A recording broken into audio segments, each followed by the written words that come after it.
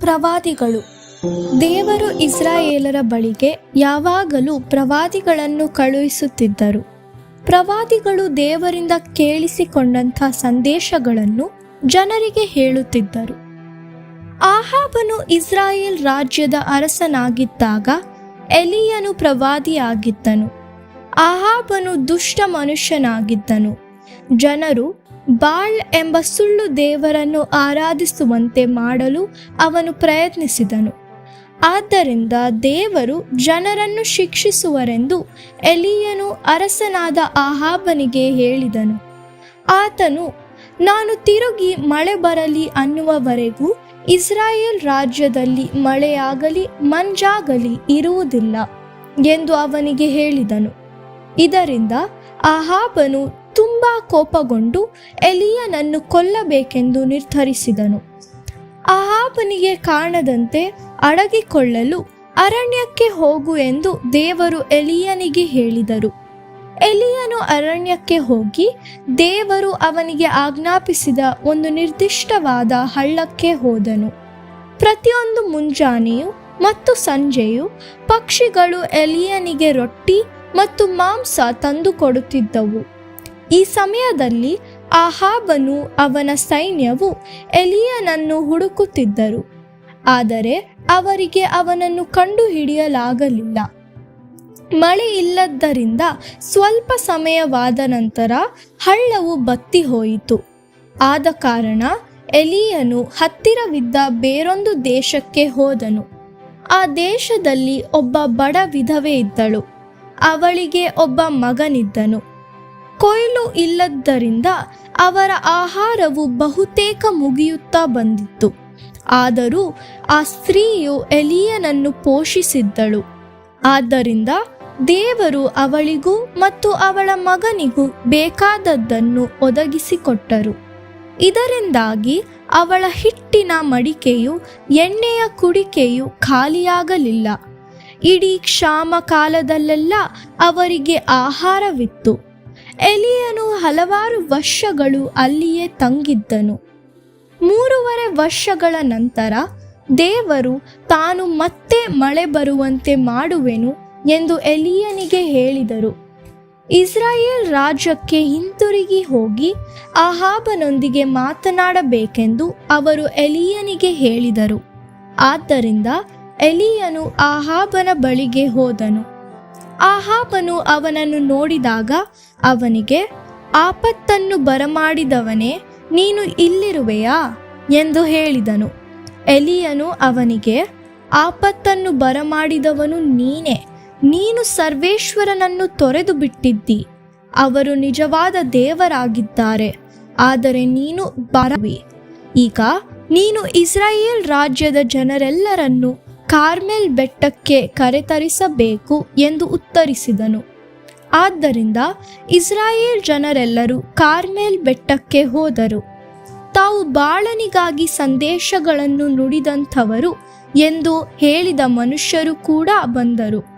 ಬಾಳನ ಪ್ರವಾದಿಗಳು 450 ಮಂದಿ ಇದ್ದರು. ಎಲೀಯನು ಜನರಿಗೆ, ನೀವು ಎಷ್ಟರವರೆಗೆ ಮನಸ್ಸನ್ನು ಬದಲಿಸಿಕೊಳ್ಳುತ್ತಿರುವಿರಿ? ಸರ್ವೇಶ್ವರ ದೇವರಾಗಿದ್ದಾರೆ, ಅವರನ್ನೇ ಆರಾಧಿಸಿ.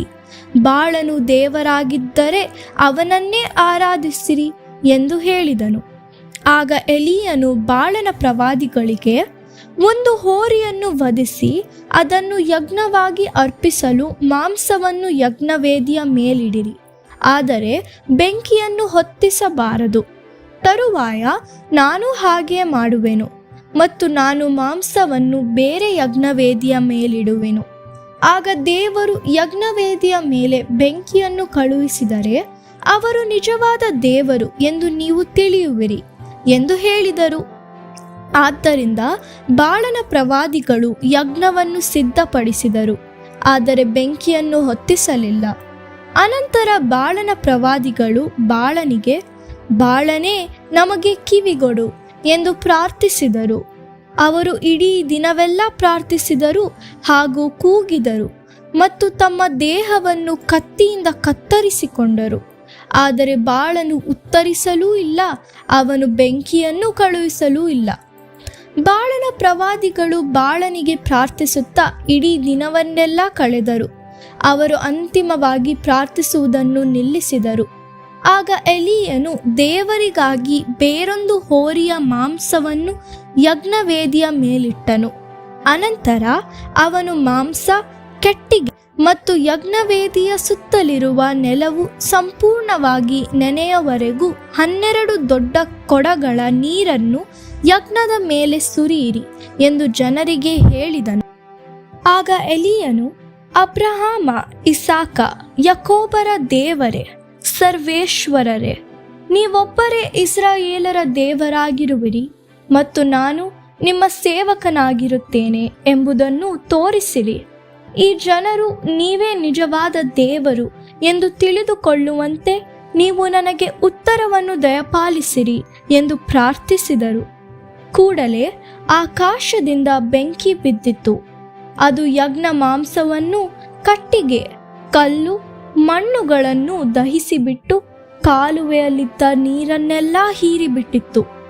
ಜನರು ಇದನ್ನು ನೋಡಿದಾಗ ಅವರು ನೆಲಕ್ಕೆ ಬೋರಲು ಬಿದ್ದು, ಸರ್ವೇಶ್ವರನೇ ದೇವರು, ಸರ್ವೇಶ್ವರನೇ ದೇವರು ಎಂದು ಹೇಳಿದರು. ಆಗ ಎಲೀಯನು, ಬಾಳನ ಪ್ರವಾದಿಗಳಲ್ಲಿ ಒಬ್ಬನೂ ತಪ್ಪಿಸಿಕೊಳ್ಳಲು ಬಿಡಬೇಡಿರಿ ಎಂದು ಹೇಳಿದನು. ಆದ್ದರಿಂದ ಜನರು ಬಾಳನ ಪ್ರವಾದಿಗಳನ್ನು ಹಿಡಿದು ಅವರನ್ನು ಅಲ್ಲಿಂದ ಕರೆದುಕೊಂಡು ಹೋಗಿ ಕೊಂದು ಹಾಕಿದರು. ಆಗ ಎಲೀಯನು ಅರಸನಾದ ಆಹಾಬನಿಗೆ, ತಟ್ಟನೆ ನೀನು ಮನೆಗೆ ಹಿಂತಿರುಗು, ಧಾರಾಕಾರವಾದ ಮಳೆ ಬರಲಿದೆ ಎಂದು ಹೇಳಿದನು.